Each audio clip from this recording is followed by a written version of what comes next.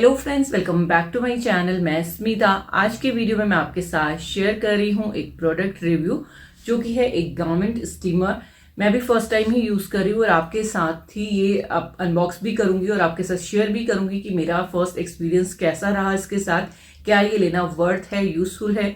Winter season में हमारे जो कोट्स वगैरह होते हैं उन्हें फ्रिक्वेंटली ड्राई क्लीन कराना या फिर उनको वॉश करना पॉसिबल नहीं होता है, तो उनको अगर बीच में आपको रिफ्रेश करना है तो उसके लिए ये प्रोडक्ट काफ़ी यूजफुल मुझे लगता है। तो चलिए बाकी चीज़ें मैं आपके साथ डिस्कस करती हूँ वीडियो में आगे। तो उम्मीद करती हूँ आपके लिए वीडियो हेल्पफुल रहेगा, आपको पसंद आएगा। तो चलिए वीडियो स्टार्ट करते हैं।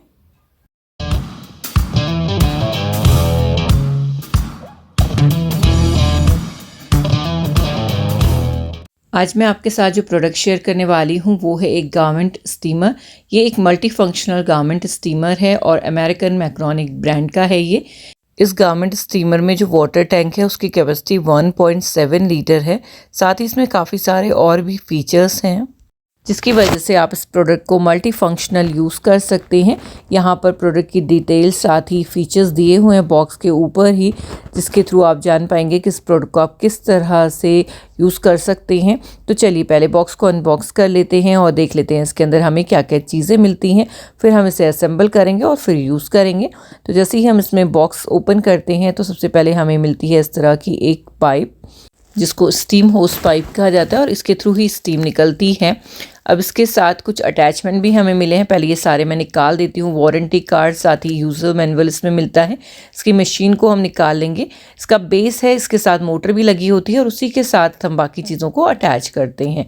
तो सबसे पहले यहाँ पर मैं ओपन कर रही हूँ एक हैंगर, जो कि एक इस तरह का फोल्डेबल हैंगर है। साथ ही इसमें नीचे की तरफ क्लैम्प भी दिया हुआ है ताकि अगर हैंगर में कोई क्लोथ तक का हैंग नहीं हो रहा है तो उसको आप क्लैम्प की हेल्प से भी कर सकते हैं। इन केस आपका कोई शॉल है, स्कार्फ है या साड़ी को भी आपको अगर स्टीम आयरन करना है तो उसके लिए यहाँ पे क्लैम्प दिया हुआ है, क्योंकि उसको हैंगर में होल्ड करने के लिए ये क्लैम्प की ज़रूरत पड़ेगी। इसके साथ ही कुछ और भी अटैचमेंट है, जैसे ये ब्रश हेड है, सिरेमिक प्लेट के ऊपर ही ये लगता है। और इसके साथ यहाँ पर एक और इस तरह का हेड में हमें मिल जाता है जो कि प्लेट्स बनाने के काम में आता है। ये देखिए इस तरह से। और इसके साथ एक कुछ लिक्विड भी दिया हुआ है जो कि शायद डीस्केलिंग का काम करता है। एक कवर दिया हुआ है। तो इस तरह से छोटी छोटी चीज़ें हैं जो इसमें काम आएंगी। एक ये ग्लव्स दिया हुआ है जो हीट प्रोटेक्टेड है ताकि आपका हाथ स्टीम से जले नहीं। यूज़र मैनुअल है, इसको अच्छे से आप रीड करके तभी इसको यूज़ करें। वैसे काफ़ी सिंपल है, आपको वीडियो से समझ आ जाएगा। इसके बाद हमें ये रॉड मिल जाती है जिसमें इस तरह से हाइट आप इंक्रीज कर सकते हैं। तो ये एल्युमिनियम की रॉड है। तो पहले ये जो मशीन है इसको हम ओपन कर लेते हैं। ये देखिए इस तरह से है ये, और पीछे इसका ये वाटर टैंक है। तो आप देख सकते हैं कितना बड़ा है ये। 1.7 लीटर की कैपेसिटी है इसकी जो इस तरह की बॉडी है ये नीचे ये ब्लैक एंड सिल्वर कलर में है। साथ ही एक लाइट का बटन यहाँ पे आ जाता है, जो आप जब प्लग करेंगे तो लाइट इसमें जल जाएगी। साथ ही इस नोब से आप स्पीड को कंट्रोल कर सकते हैं। यहाँ पर आपको 2 होल दिख रहे होंगे। फर्स्ट में हम होस पाइप को लगाएंगे और सेकंड में इसका स्टैंड लगेगा जो एल्युमिनियम स्टैंड है। बैक साइड से इस तरह से आप निकाल सकते हैं इसको, और इस टैंक में यहाँ से आप नीचे से इसको फिल भी कर सकते हैं। तो इस तरह से ये है। तो ये आप देख सकते, इसके साथ वॉशर वगैरह दिए हुए हैं तो आराम से इसको लगा कर आप अच्छे से। और यहाँ पर नीचे पानी हीट की वजह से बॉईल होता है और उसी से स्टीम क्रिएट होती है जो कि होस पाइप के थ्रू डायरेक्ट सिरेमिक प्लेट तक पहुँचती है। यहाँ पर ये इसका प्लग है जो कि 16 एम्पियर का है और इसकी वायर की लेंथ लगभग 1.8 मीटर की है।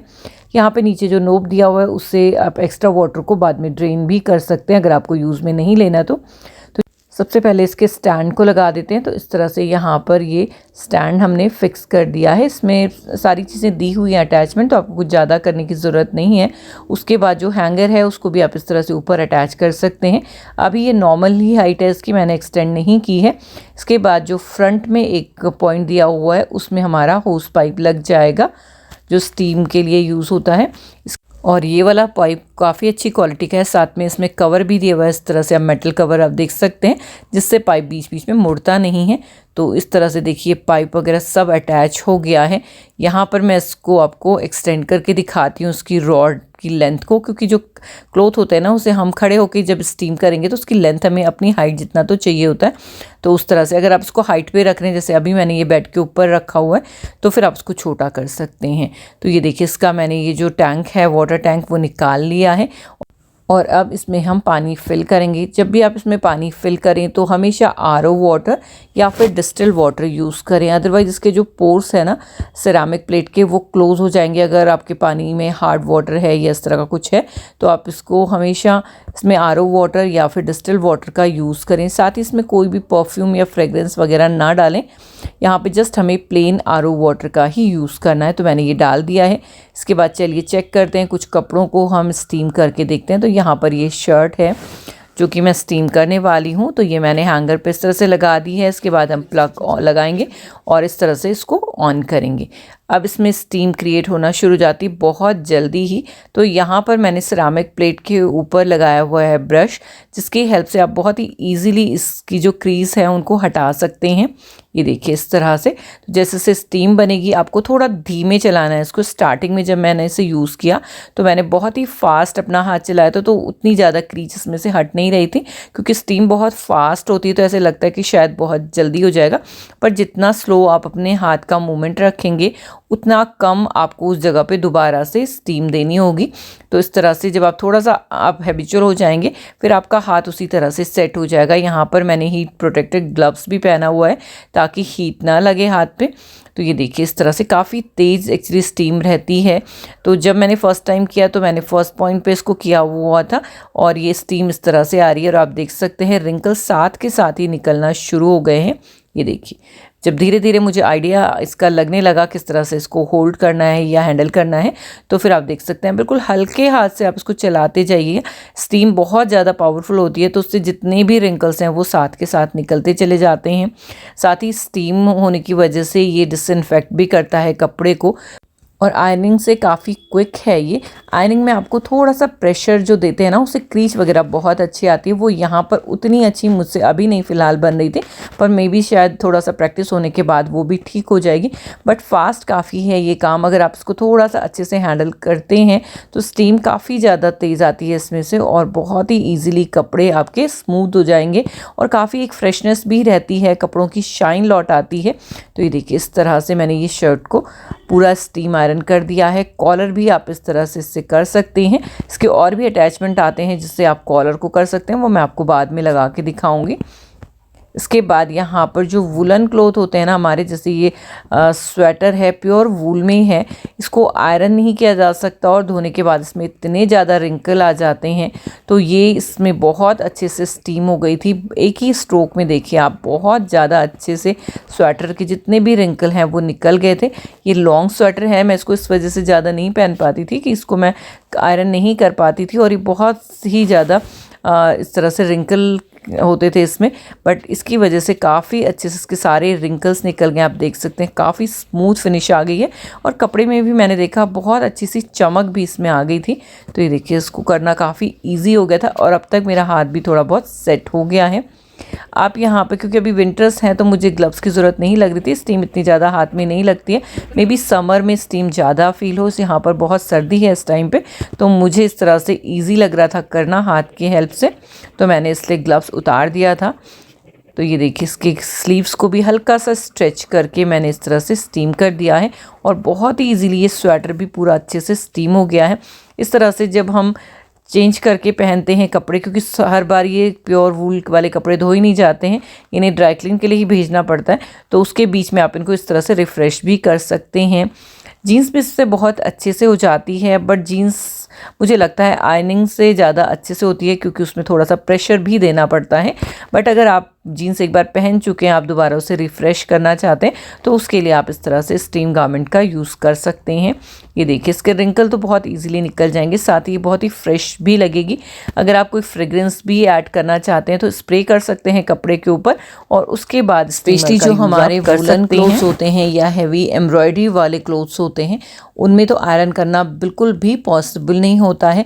और यहाँ पे जो गारमेंट स्टीमर है वो उन जगह पर बहुत अच्छे से काम करता है, क्योंकि वूल पे भी ये बहुत अच्छे से स्टीम की वजह से जितने भी रिंकल्स होते हैं ना बहुत आसानी से निकल जाते हैं। इनफैक्ट मुझे कॉटन से ज़्यादा वूलन में करना इजी लगा है, बहुत ही क्विक हो जाता है और एक बहुत अच्छी सी शाइन कपड़े के ऊपर आ जाती है।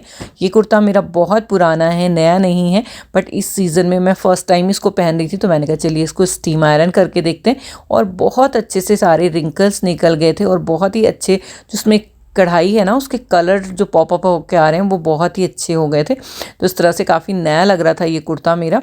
गारमेंट स्टीमर से जब एक बार स्टीम हो जाएं आपके कपड़े, फिर आप उनको डायरेक्टली हैंगर में टांग कर खुले में थोड़ी देर रखें ताकि जो उनमें मॉइस्चर आया है वो ड्राई हो जाए।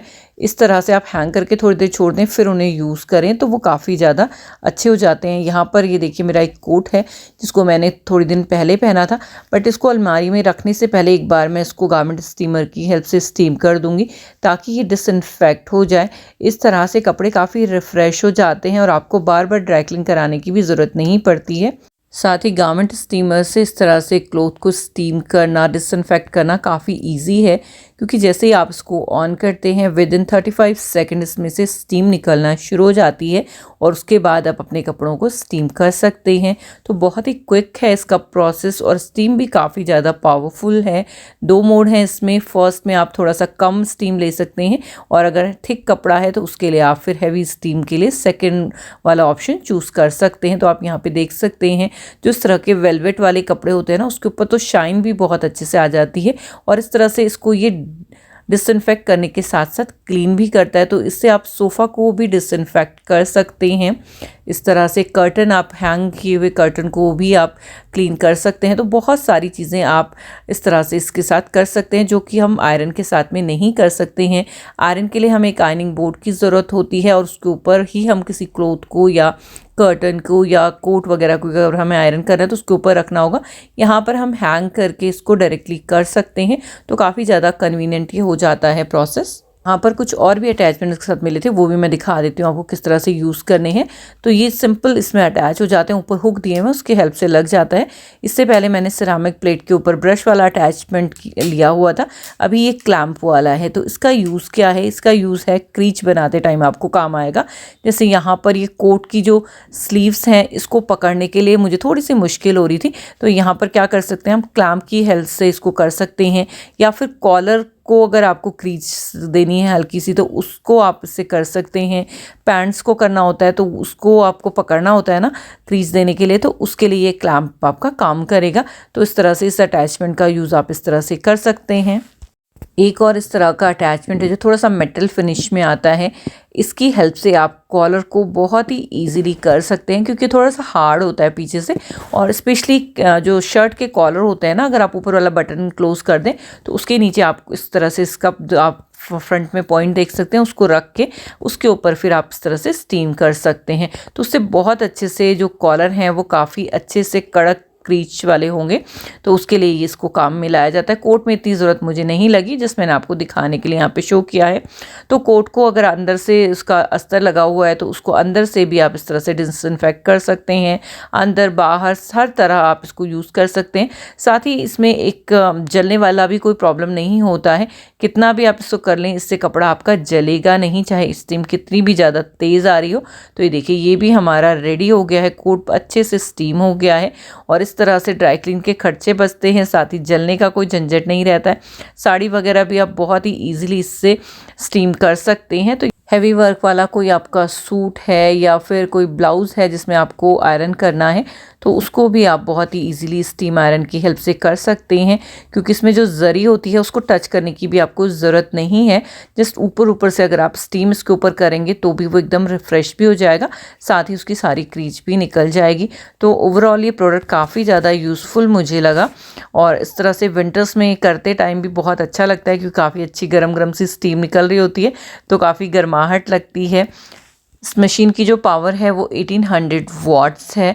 साथ ही इसमें से निकलने वाली जो स्टीम है वो 36 ग्राम्स पर मिनट निकलती है, तो काफ़ी फास्ट एंड पावरफुल रहती है स्टीम। तो इस तरह से आप किसी भी तरह का कपड़ा आपका है उसे आप स्टीम कर सकते हैं। तो इस तरह से स्टीम गारमेंट को आप बहुत तरीके से यूज़ कर सकते हैं। उम्मीद करती हूँ आज का ये डेमोन्स्ट्रेशन आपको पसंद आया हो। अगर आपको प्रोडक्ट रिलेटेड कोई भी इन्फॉर्मेशन चाहिए तो आप डिस्क्रिप्शन बॉक्स चेक कर सकते हैं या फिर मुझे कमेंट में लिख सकते हैं।